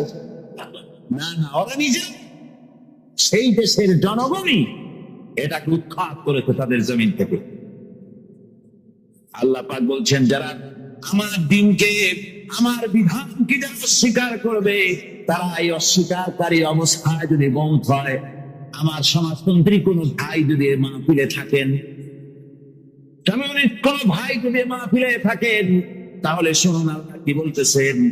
আল্লাহ দিনকে, আল্লাহ কোরআন, পূর্ণাঙ্গ জীবন বিধান, অর্থনীতি আছে, সমাজনীতি আছে, রাজনীতি আছে, কথা যারা বিশ্বাস করে না, কোরআনকে শুধুমাত্র নামাজ, রোজা, হজ, যাকাত আর বেহেশত দোজখ যারা মনে করে, জীবন ব্যবস্থা মনে করে না, এই অবস্থা যদি মারা যায়, আল্লাহ রাব্বুল আলামিন বলেন, ইন্নাল্লাযীনা কাফারু ওয়া মাতু ওয়া হুম কুফফারুন উলাইকা আলাইহিম লা'নাতুল্লাহি ওয়াল মালাইকাতি ওয়ান নাসি আজমাইন। আল্লাহ রাব্বুল আলামিন বলেন, আমাকে অস্বীকার করার অবস্থায়, আমার দিনকে, বিধানকে অস্বীকার করার অবস্থায় যদি মৌত হয়ে যায়, তাহলে আল্লাহ, ফেরেশতা এবং তামাম পৃথিবীবাসীর অভিসম্পদ তার উপরে হতে থাকে, হতে থাকে। খালিদিনা ফিহা লা ইউখাফফাফু আনহুমুল আযাবু ওয়া লা হুম ইউনজারুন। এই অভিসম্পদ অবস্থায় তারা সব সময় লিপ্ত থাকবে, না তাদের আযাবকে কমায় দেওয়া হবে, আর না তাদের কোন রকম অবকাশ দেওয়া। এখন আরো মজবুত কথা, মুসা আলাইহিস সালাম বলেন, ফেরাউনের জেলের ভয় আমি করি না, আমার কি জেলের ভয় দেখায় আযাব নাই? আমি আল্লাহ পাকের পয়গম্বর হযরতে মুসা আলাইহিস সালাম। ফেরাউনের দলবল আছে, লোক লস্কর আছে, তার অস্ত্রের অভাব নাই। আল্লাহ রাব্বুল আলামিন মুসা আলাইহিস সালামের কাছে একটা অস্ত্র দিয়া দিলেন। দিছিলেন কিনা? দিছিলেন কিনা? আল্লাহ পাক হযরত মুসা কি বলেছেন, ওয়া মা তিলকা বিয়ামিনিকা ইয়া মুসা। মুসা রে, তোমার হাতে ওটা কি? মুসা আলাইহিস সালাম বললেন, এটা লাঠি। আল্লাহ পাক বললেন, ফেলে দাও লাঠি। লাঠি ফালায় দিলেন। কি হয়ে গেল? হিয়া হাইয়াতুল তাসআ, লাঠি হয়ে গেল। এখন লাঠি পড়ে সাপ হয়ে গেল। সাপ দেখে নবী বলি হোক, সাবি হোক আর আলেম হোক, সাপ দেখলে ভয় করে না মানুষে? মুসা আলাইহিস সালাম ভয় পেয়েছে। কোন নবী হযরত মুসাকে শোনায় দিলেন, খুযহা ওয়া লা তাখাফ সানুঈদুহা সিরাতাহাল উলা। লা তাখাফ, ভয় পেও না। আল্লাহ বলছেন ধরো, ভয় পেও না। ধরার সঙ্গে সঙ্গে স্বাভাবিক অবস্থায় ফিরে আসবে, আবার লাঠি হয়ে যাবে। এখন আল্লাহ বলছেন ধরো। মুসা আলাইহিস সালাম কি ভয় পাওয়া উচিত হবে? উচিত হবে। মুসা আলাইহিস সালাম কি ভয় পাইছিলেন? কারণ হচ্ছে এই দুশ্মনের শক্তিটা খুব বড়ই দেখা যায়, মনে হয় যেন অনেক বড় কি জানি কি। আল্লাহ পাক বলছেন ইন্না কাইদা শায়তানি কানা দাঈফা। শয়তানের চক্রান্ত যতই তুমি মনে করো অনেক ষড়যন্ত্রের জাল বিস্তার হয়ে আছে, আল্লাহ কয় কিছুই না, দাঈফ, অত্যন্ত দুর্বল। আল্লাহ পাক বললেন ধরো। মুসা আলাইহিস সালাম সাপ ধরলেন, সঙ্গে সঙ্গে লাঠি হয়ে গেল। ফেরাউন বরদাস্ত করলো না, রাষ্ট্র শক্তির পক্ষ থেকে আক্রমণ শুরু হলো। অপরাধ কি? মুসা আলাইহিস সালামের অপরাধ কি? কি অপরাধ? মাশাআল্লাহ, বুঝতে পেরেছেন। অপরাধ হচ্ছে তিনি বলেছেন লা ইলাহা, জোরে বলেন লা ইলাহা ইল্লাল্লাহ। তো আমি বলবো আল্লাহ রাব্বুল আলামিন কোরআনে কারীমের মধ্যে বলেছেন আল্লাহ হচ্ছেন তিনি, যিনি ছাড়া কোনো উপাস্য নাই, কোনো ইলাহা নাই, কোনো মাবুদ নাই, যিনি ছাড়া আর কোনো ইবাদতের মালিক নাই। আর যিনি হচ্ছেন সদা জাগ্রত চিরঞ্জীব, সার্বভৌমত্বের একচ্ছত্র মালিক, যিনি সদা জাগ্রত চিরঞ্জীব, তিনি হচ্ছেন আল্লাহ। এখন কেউ যদি বলেন আল্লাহ অক্ষর কি, এক একটা অক্ষর বাদ দিয়া আল্লাহরে চিনায় দেন, তাও চিনানো যাবে। আল্লাহর প্রথম অক্ষর যদি বাদ দেন কি থাকবে? কোরআনে কারীম বলছে তা দিয়েও বোঝা যাবে। লিল্লাহি মা ফিস সামাওয়াতি ওয়া মা ফিল আরদ। আল্লাহ হচ্ছেন তিনি যার জন্য আকাশ আর জমিন, আকাশ এবং জমিনের একচ্ছত্র মালিক। এর মাঝখানে যা কিছু আছে সব কিছুর মালিকানা যার হাতের মুঠায়, তিনি আমার আল্লাহ। তিনি কে? আল্লাহ। তারপরে যদি বলেন আরেকটা নাম ছেড়ে দেন, আলিফ সাল্লাম, একটা নাম ছেড়ে দিলাম, তাহলে কি থাকলো? লাহ থাকলো, দুইটা অক্ষর থাকলো লাহু। এ লাহু দিয়েও আল্লাহ রাব্বুল আলামিনের সিফাতকে, তার গুণকে বোঝা যাবে। লাহু মাকালিদুস সামাওয়াতি ওয়াল আরদ। আল্লাহ পাক বলেন আসমান এবং জমিনের রিজকের চাবিকাঠি আল্লাহ পাকের হাতে, যাকে খুশি তিনি পর্যাপ্ত রিজেক দান করেন। কেউ যদি বলে লামটাও ভাড়ায় দেন, লামটাও ছেড়ে দেন, দিলাম নাম একটা ছেড়ে, থাকলো কি? একটা অক্ষর থাকলো হু। এই হু দিয়ে আমার আল্লাহরে চেনা যাবে। আমার আল্লাহ হচ্ছেন তিনি, যিনি ক্ষমাশীল, যিনি দয়াবান, যিনি বান্দাকে মহব্বত করেন, যিনি হচ্ছেন আরশে আজিমের মালিক, যার তিনি হচ্ছেন সেই মহান সত্তা যিনি যা খুশি তাই খুশি। সুতরাং আল্লাহ হচ্ছেন এমন এক লফজ, এমন এক নাম, এমন এক ইসমে জাত, যার কোনো বিকল্প নাই, যা অনুবাদ করে আল্লাহকে স্রষ্টা বললে এটা সারবে না, সৃষ্টিকর্তা বললে সারবে না। আল্লাহ পাকের নামের বিরাট বিশাল ব্যাপক অর্থ রয়েছে। সুতরাং আল্লাহকে আল্লাহই বলতে হবে। আল্লাহকে কি বলতে হবে? আল্লাহ, আল্লাহ, আল্লাহ। কত মজাই নামে, সুবহানাল্লাহ, কত মজাই নামে। আল্লাহ রাব্বুল আলামিন বলেন, আমরা শুরু করছি সূরা ফাতিহা, অভিনন্দন পত্র দিচ্ছি, কাল দিচ্ছি, আল্লাহ পাককে দিচ্ছি, সেখানেও ভাষা দিয়ে রব্বুল আলামিন বলেন প্রশংসা করো, আলহামদুলিল্লাহি রাব্বিল আলামিন। সমস্ত প্রশংসা আল্লাহ পাকের, যিনি হচ্ছেন রব, যিনি কি? রব। এখন এই রব শব্দের বাংলা অর্থ করা হয় প্রভু, লালনকারী, প্রতিপালনকারী, কিন্তু এই অর্থ যথেষ্ট নয়। কোরআনে কারিমে যে রব তার অর্থ হচ্ছে, তার অর্থ ব্যাপক, অনেক বিশাল এর অর্থ। এ রব কাকে বলে?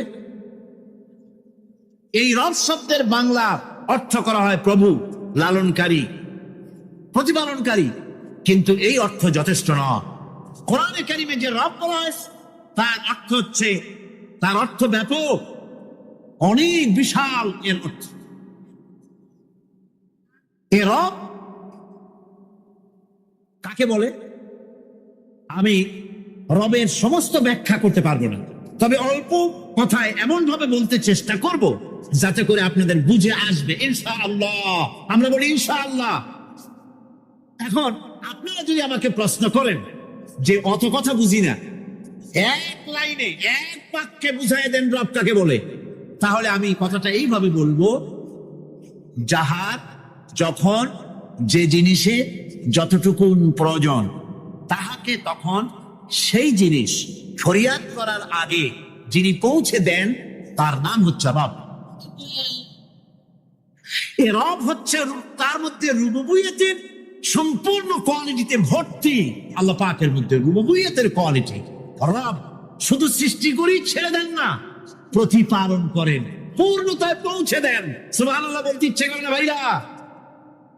দেখেন আল্লাহ রাব্বুল আলামিন এমন রব, বাংলাদেশের কুকুর আর আমেরিকা ইউরোপের শীত প্রধান দেশের কুকুর একরকম নয়। আমাদের দেশের পশু ইউরোপ আমেরিকা শীত প্রধান দেশের পশু একরকম নয়। তার কারণ হলো আমাদের দেশে শীত কম, নাতিশীতোষ্ণ অঞ্চলের মধ্যে খানিকটা পড়ে যায়। এখানে পশুদের গায়ে কম পশম থাকলে কোনো অসুবিধা নাই। ভ্যাট, ঘোড়া, কুকুর, বন্য প্রাণীকে কেউ তো কম্বল দেয় না, ল্যাপ দেয় না, রাজাই দেয় না, খাতা দেয় না, চাদর দেয় না। আল্লাহ রাব্বুল আলামিন তিনি এমন রব, শীত প্রধান দেশের পশুদের গায়ে পশম দিয়া চিরস্থায়ী কম্বল জড়ায় দিয়েছে। এটা হচ্ছে রব। প্রতিপালনের পদ্ধতি কি সুন্দর করে তিনি প্রতিপালন করছেন, কি সুন্দর করে তিনি পশু পক্ষীগুলিকে তাদের আহার জোগাড় করছেন, প্রতিপালন করছেন।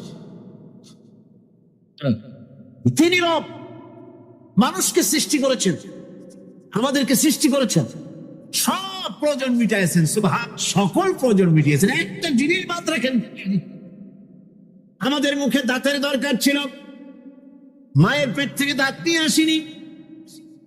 মায়ের পেট থেকে আসার পরে আমাদের খাবারের দরকার ছিল।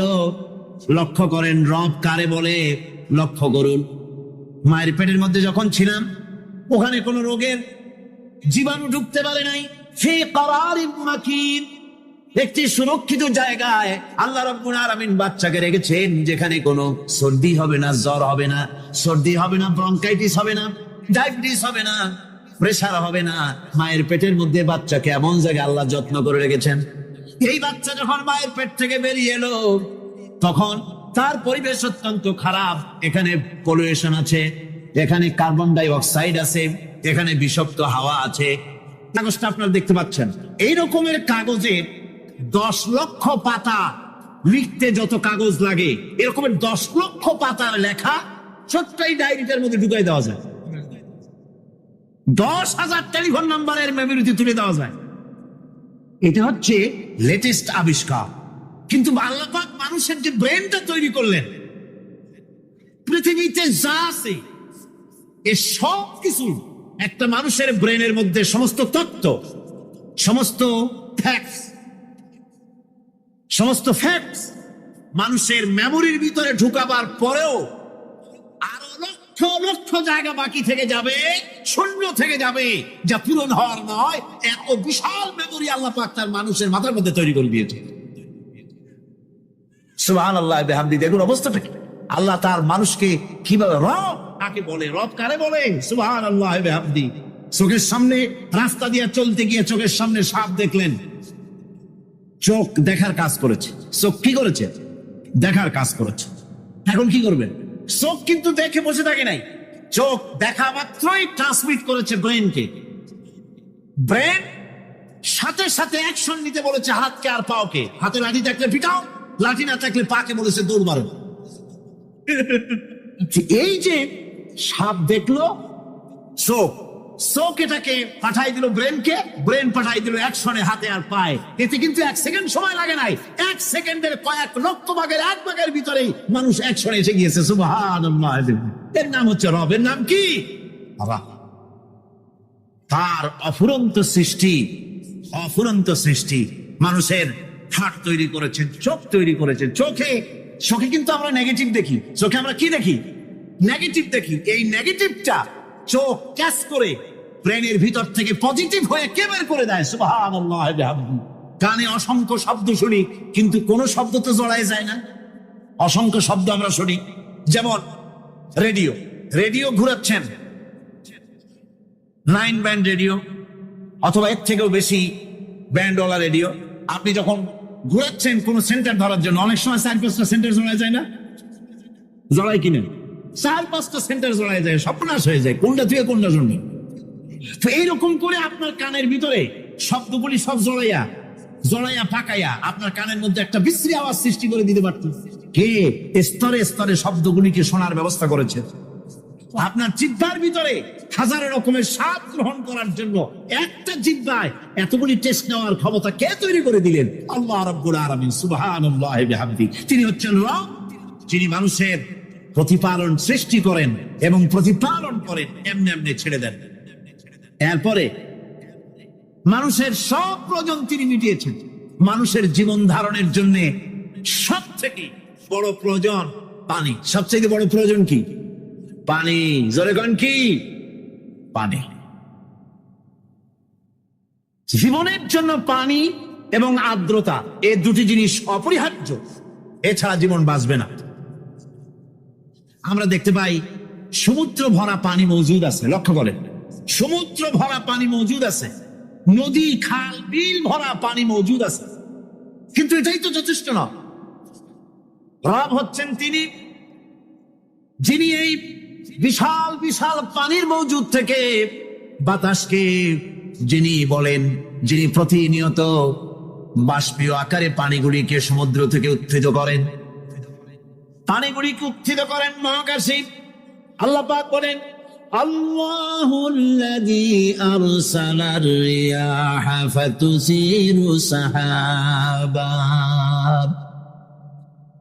বাষ্প হয়ে পানিগুলি আকাশে উত্থিত হয় এবং মহাকাশে যাওয়ার পর এই পানিগুলি, লবণাক্ত পানিগুলি আল্লাহর মেশিনে সেগুলি মিষ্টি হয়ে যায়। জোরে কোন সুবহানাল্লাহ। পানিগুলি মিষ্টি হয়ে গেল। ওই মিষ্টি পানি আল্লাহ রাব্বুল আলামিন নাজিল করে দিলেন। এবার বৃষ্টি কণা কণা হয়ে পড়লো, ফোঁটা ফোঁটা বৃষ্টি।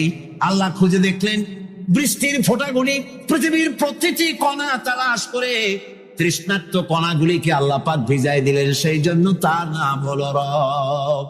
তিনি হচ্ছেন রব। প্রয়োজন মিটা পানি সবচেয়ে প্রয়োজন বেশি, সেই পানি আল্লাহ পাক এভাবে সরবরাহ করলেন। জমিনের চারিদিকে নদী নালা রেখেছেন, জমিনকে আর্দ্র করেছেন, জমিনের ভিতরে পানি মিষ্টি করেছেন। টিউবওয়েল মারলে পরে, পাম্প করলে পরে ভিতর থেকে মিঠা পানি আল্লাহ পাক বের করে দেন। সুবহানাল্লাহ। এই মিষ্টি পানির ব্যবস্থা করেছেন। এরপরে তিনি ওই আল্লাহ পাক মিষ্টি পানির ব্যবস্থা করে বৃষ্টির মাধ্যমে পৃথিবীতে ফসল উৎপাদনের ব্যবস্থা করে দিলেন। পাক কোরআনে কারীমের মধ্যে বলেছেন, ওয়াজআলনা মিনাল মাই কুল্লা শাইইন হাই। পানি দ্বারাই আমি সব বস্তুকে সজীব রাখি। বৈশিষ্ট্যের দিক থেকে পানির রয়েছে অনেক গুণ, আশ্চর্য গুণ। পৃথিবীর 75% হচ্ছে পানি। আকাশ থেকে অর্থাৎ চাঁদ থেকে যখন চাঁদে ভ্রমণকারীরা যখন ছবি তুলেছে, তো সেই ছবিতে ব্লু রং এসেছে বেশি, সবুজ এসেছে কম। সবুজ হলো গাছপালা, আর ব্লু হচ্ছে পানি। সমুদ্রের পানির রং হচ্ছে নীল। মানুষের শরীরের ভিতরে 60% পানি, গাছের মধ্যে রয়েছে পানি। পানি ছাড়া পৃথিবীর বাঁচার কোনো পথ নাই। আবার দেখেন, প্রচন্ড শীতের কারণে, ঠান্ডার কারণে যেসব এলাকায় তাপমাত্রা হিমাঙ্কের নিচে এসে যায়, সেই সব দেশে সমুদ্রের পানি আর দরিয়ার পানিগুলি বরফ হয়ে যায়। এই বরফ যখন হতে থাকে, তখন পানি তার নিজের তাপকে নিচের দিকে ছুটতে থাকে। উপরের তাপ বরফ হয়ে যায় ঠান্ডা, আর নিচে তাপ বিচ্ছুরিত করে দিয়ে পানির ভিতরে যত জলজ প্রাণী আছে আর উদ্ভিদ আছে, সবগুলিকে বাঁচায় রাখার ব্যবস্থা আল্লাহ রাব্বুল আলামিন এভাবে করে থাকে। এবার আল্লাহ রাব্বুল আলামিন বলছেন, এই পানি ছাড়া মানুষ বাঁচে না। প্রাণী বাঁচে না। পানি এমন এক জিনিস, এমন এক নিয়ামত আমি দান করলাম। আল্লাহ পাক বলে, বলো দেখি সবে শুকাইয়া যদি যায় এই জমিনের পানি, তাহলে হেথায় তটনির ধারা কে দিবে সবারে আনি। এই পৃথিবীর নদী নালা খালবি জমিনের আভ্যন্তরীণ দিকে পানিগুলি যদি আমি আল্লাহ রব্বুল আলামিন শুকায় দেই, তাহলে আমি আল্লাহ ছাড়া এমন কে আছে যে নতুন করে আবার পানির আমদানি করে দিতে পারে? আছে কেউ? আজ পানির শূন্যতা আমাদের দেশে দেখা যাচ্ছে।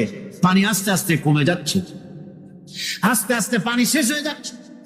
কি কারণে শেষ হচ্ছে এবং কি হলে পানি পাওয়া যাবে পরে বলা যাবে ইনশাআল্লাহ। তো জীবন ধারণের জন্য যেমন পানির প্রয়োজন, জীবন ধারণের জন্য তেমন বাতাসেরও প্রয়োজন। পানি ছাড়া তো কিছু সময় চলতে পারে, পানি এবং খাদ্য ছাড়া কিছু সময় চলতে পারে, কিন্তু বাতাস ছাড়া তো এক মুহূর্ত চলে না, ঠিক কিনা? বোঝেন কিনা কথা? বাতাস ছাড়া এক মুহূর্ত চলতে পারে না। আল্লাহ রাব্বুল আলামিন এই বাতাস দিয়ে গোটা আকাশকে, শূন্য জায়গাগুলি বাতাস দিয়ে ভরে রেখেছেন, যাতে করে কারো বাতাসের কোনো অসুবিধা না হয়, শ্বাস করতে কোনো কষ্ট না হয়। প্রাণী জগৎকে বাতাস দিয়ে বাঁচিয়ে রাখার জন্য আল্লাহ পাক মহাশূন্যকে এভাবে সব এলাকা বাতাস দিয়ে ভরে রেখেছেন। এই জন্য তার নাম হচ্ছে রব। এটাই হচ্ছে রুবুবিয়তের নমুনা। আমার ভাইয়েরা, আল্লাহ রাব্বুল আলামিন পানি দিলেন, বাতাস দিলেন, খাদ্যের ব্যবস্থা করে দিলেন। শস্য শ্যামল এলাকায় আল্লাহ পাক সব জায়গাগুলিতে শস্য শ্যামল হোক অথবা উষর ধূসর মরুভূমি হোক, সারা পৃথিবী জুড়ে আল্লাহ রাব্বুল আলামিন খাবারের দস্তরখান বিছায় রেখেছেন। দাব্বাতিন ফিল আরদি ইল্লা আলাল্লাহি রিজকুহা।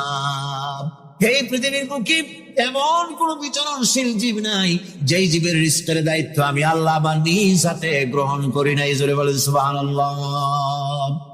সব রিজেক আমি ছড়াই রেখেছি বিশ্ব জুড়ে সর্বত্র। আল্লাহ পাক বলছেন মানুষের উচিত নিজ খাদ্যাদির দিকে লক্ষ্য করা, নিজে খাদ্যের দিকে লক্ষ্য করা। যেহেতু এই খাদ্য প্রতিদিন তার সামনে আসে, এদিকে তার লক্ষ্য করা উচিত। আমি কিভাবে, আমি প্রথমে জমিনের উপরে পানি বর্ষণ করি, পরে জমিনকে দীর্ণ বিদীর্ণ করি, এরপরে জমিনের ভিতরে উর্বরা শক্তি আমি দান করি। কে বলতেছেন কথা? আল্লাহ পাক বলছেন। এরপরে আমি নানান জাতের ফসল ফলন তোমাদের জন্য আমি দান করে দেই।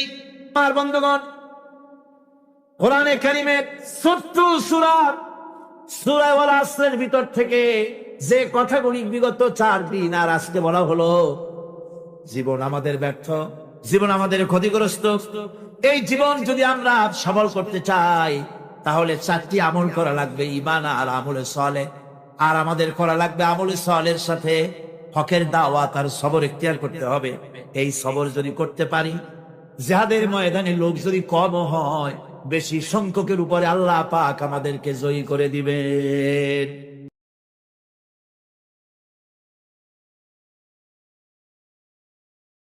গ্যাসের মধ্যে ডিম খায়। আনে বলে পেট খারাপ করছে তো আবার ডিম ভাই ডিম দিও না। লোকে দাস কেটে যাবে। আরে যেটা কাউন্টার করে না মানুষ নাই রফিকুল আগুন দিলে ফায়ার দিয়ে আইফো ইস্যু ধরবো ইস্যু ধরবো 18 জন লে দাও করছে। আর কি করব গজব তো নিয়ে গজল লাগাই দিও আমারটা, শুরু হইব লাগাই দিও। রফিকুল তারা